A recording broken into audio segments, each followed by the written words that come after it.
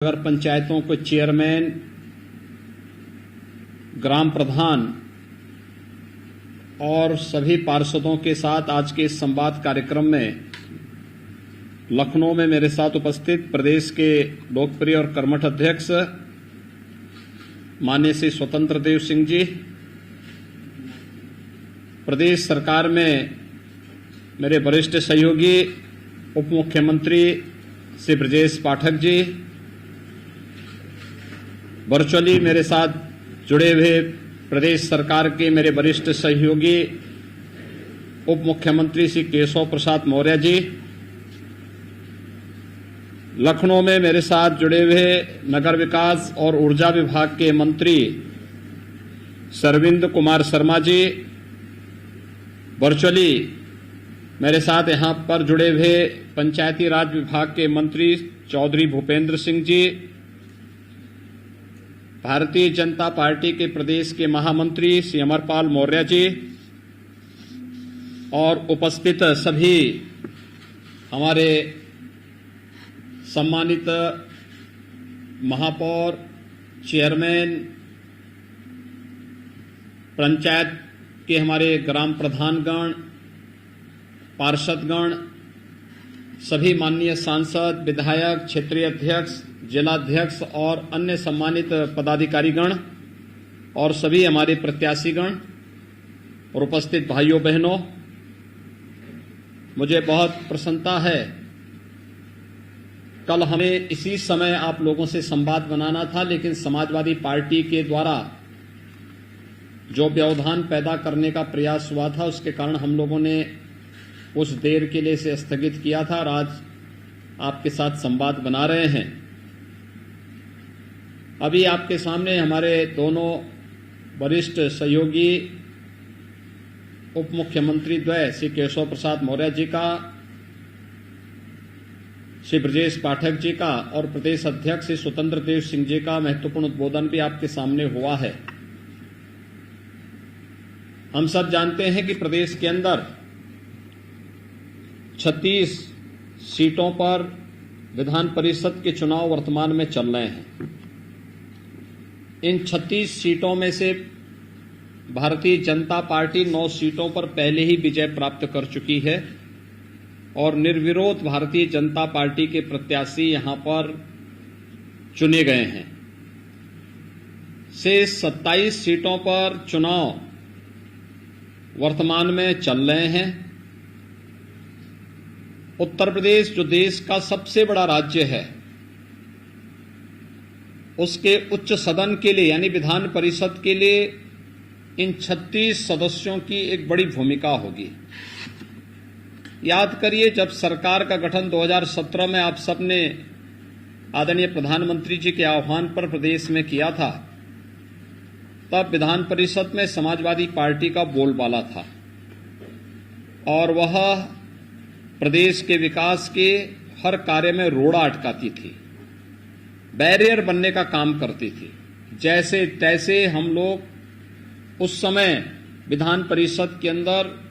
प्रदेश के विकास के लिए, लोक कल्याण के लिए, गरीबों के उत्थान के लिए,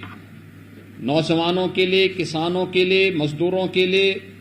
व्यापारियों के लिए, महिलाओं के लिए, समाज के विभिन्न तबकों के लिए लागू होने वाली योजनाओं को जैसे तैसे किसी प्रकार से पास करा पाते थे। लेकिन आज भारतीय जनता पार्टी विधान परिषद में भी बहुमत की ओर अग्रसर है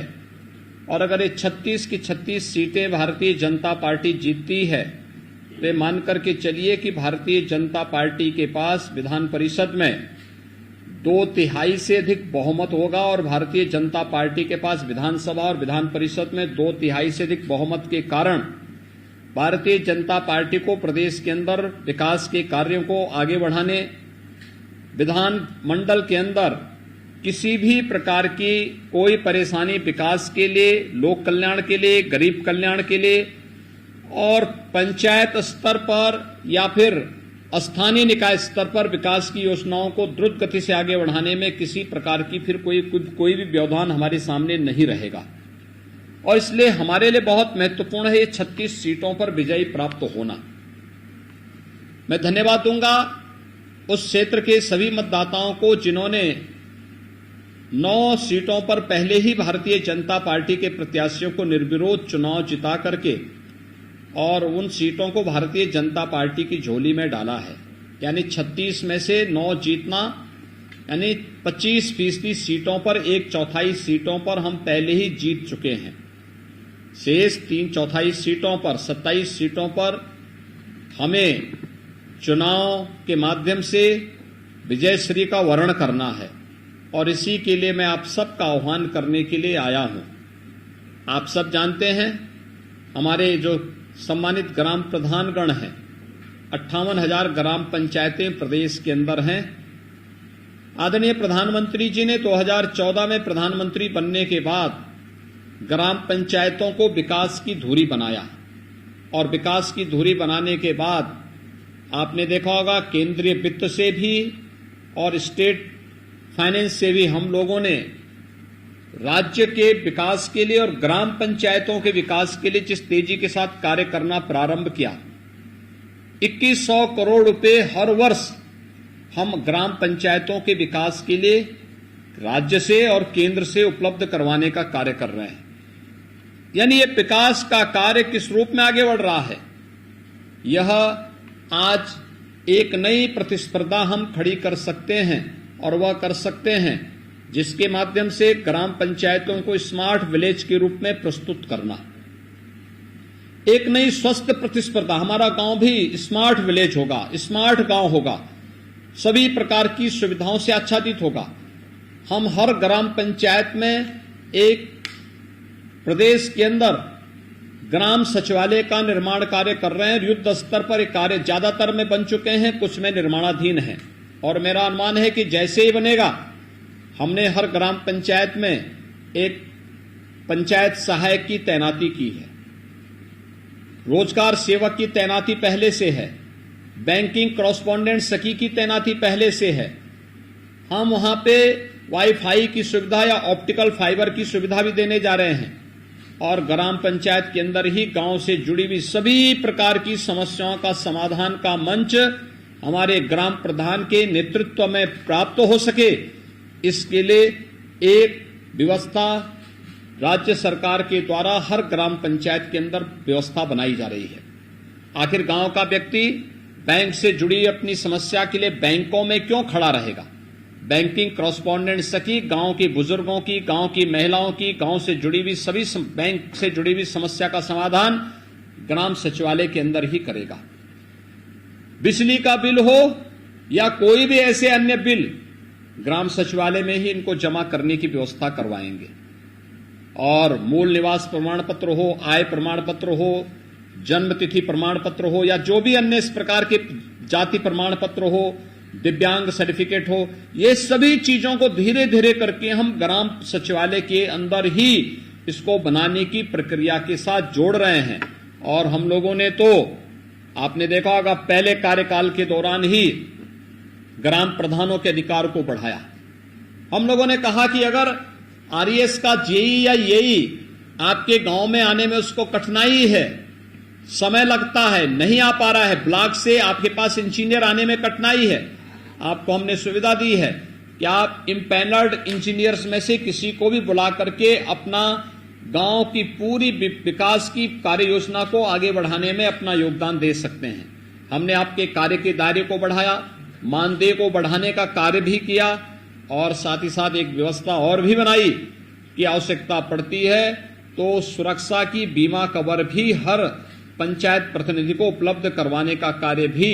प्रदेश सरकार ने आपके लिए प्रारंभ किया है। और इस दिशा से एक सरकार जो सकारात्मक सोच के साथ विकास के इन कार्यक्रमों को आगे बढ़ाई है, उस सरकार के द्वारा न केवल जनता जनार्दन ने अभी हमें 2/3 बहुमत से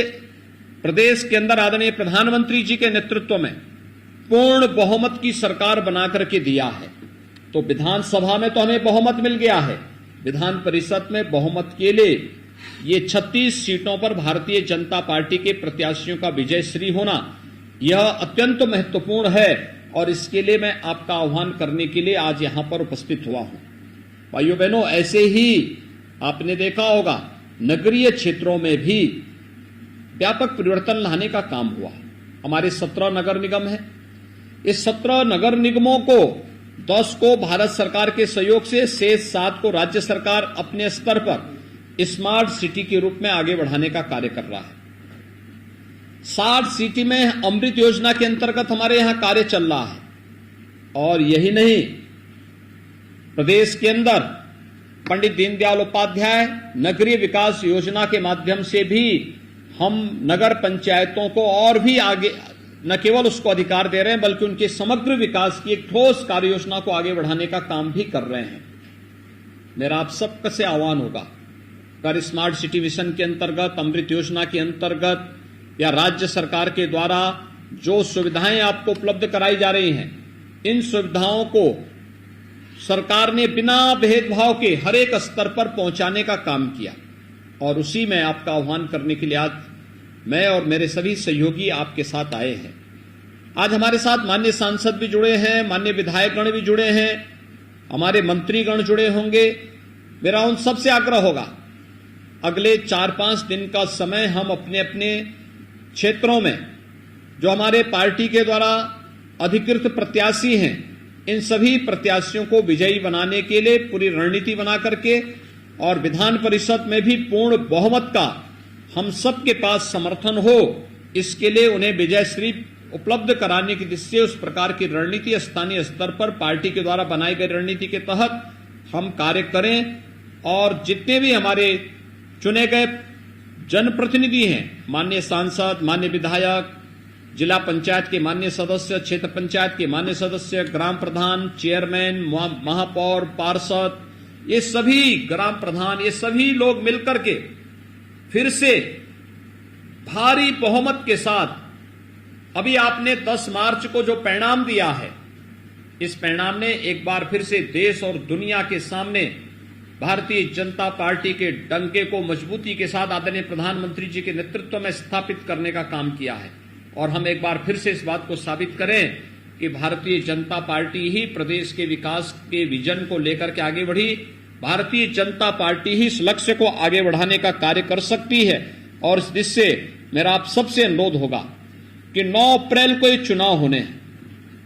और 9 अप्रैल के पहले अपनी पूरी कार्य योजना बना करके हर एक सीट पर भारतीय जनता पार्टी जीते, इसको मजबूती के साथ लागू करने की तैयारी हमारी होनी चाहिए। और इसके लिए मेरी अपील होगी आप सभी से। आप सब जानते हैं कि 75 में से 67 सीटों पर जिला पंचायत अध्यक्ष भारतीय जनता पार्टी के हैं। 825 विकास खंडों में से 600 से अधिक विकास खंडों में ब्लॉक प्रमुख भी भारतीय जनता पार्टी के समर्थक हैं। मेरी आप सबसे अपील होगी, 17 में से 14 महापौर भारतीय जनता पार्टी के समर्थन से बने हैं। 200 नगर पालिकाओं में चेयरमैन ज्यादातर में भारतीय जनता पार्टी के कार्यकर्ता हैं। हम सभी का सहयोग लेकर के ऐसे ही नगर पंचायतों में भी, हमने तो अभी एक नगर पंचायत के अध्यक्ष को भारतीय जनता पार्टी ने चेयरमैन भी, विधायक भी बनाया है। यानी भारतीय जनता पार्टी वह दल है जो ग्राम प्रधान से लेकर के चेयरमैन और पार्षद तक को विधायक बनाने की क्षमता रखती है। यहां परिवार नहीं, यहां जाति नहीं, यहां पर तो कोई कॉमन कार्यकर्ता भी उच्च से उच्च पद पर जा सकता है। और इसी दिशा से विधान परिषद के चुनाव में एक बार फिर से भारतीय जनता पार्टी को आप सबका आशीर्वाद प्राप्त हो, इसी के लिए आज हमारी पूरी टीम आपका आह्वान करने के लिए वर्चुअली आपके साथ जुड़ रही है। यह संभव नहीं था कि हम लोग हर एक जगह जाएं, लेकिन मेरी अपील होगी कि मेरे प्रतिनिधि के रूप में, प्रदेश अध्यक्ष जी के प्रतिनिधि के रूप में, हमारे दोनों डिप्टी सीएम के प्रतिनिधि के रूप में आप सभी लोग, हमारे जो भी मंत्रीगण हैं, सांसद हैं, माननीय विधायक हैं, विधान परिषद के सदस्य हैं, वे सभी लोग अपने अपने क्षेत्रों में जाकर के भारतीय जनता पार्टी के अधिकृत प्रत्याशी को भारी बहुमत से विजयी बनाने के लिए अपना योगदान दें। और वहां पर उन लोगों का समर्थन, प्रत्येक मतदाता का समर्थन भारतीय जनता पार्टी के पक्ष में कराने की पूरी तैयारी करें, जिससे विधान परिषद में भी हमारे पास पूर्ण बहुमत हो और प्रदेश के विकास के लिए, प्रदेश में गरीब कल्याण के लिए, प्रदेश में लोक कल्याण के लिए चल रहे उस विजन को जो आदरणीय प्रधानमंत्री जी ने दिया है कि नए भारत का नया उत्तर प्रदेश बनाना है, तो नए भारत के नए उत्तर प्रदेश के लिए इस विजन को हम आगे बढ़ाने का कार्य करेंगे। कल से वासंतिक नवरात्रि प्रारंभ हो रही है। यह चैत्र शुक्ल प्रतिपदा है, भारतीय नौ संवत्सर है। कहते हैं सृष्टि के आरंभ की तिथि भी मानी जाती है। मैं इसके लिए आप सभी को हृदय से बधाई देता हूं, अपनी शुभकामनाएं देता हूं। जगत जननी मां भगवती से प्रार्थना करता हूं कि आप विकास और सेवा के जिस अभियान के साथ जुड़े हुए हैं, ये मजबूती के साथ आपके जीवन को और भी यशस्विता प्रदान करे। इस विश्वास के साथ मैं एक बार फिर से आप सबका आह्वान करता हूं कि भारतीय जनता पार्टी के अधिकृत प्रत्याशियों को उन सभी सीटों पर जहां चुनाव 9 अप्रैल को होने हैं, आप विजय उपलब्ध कराने में, उन्हें विजयश्री उपलब्ध कराने में अपना योगदान देंगे। मैं एक बार फिर से वासंतिक नवरात्रि की आप सबको हृदय से बधाई देता हूं, अपनी शुभकामनाएं देता हूं। बहुत बहुत धन्यवाद।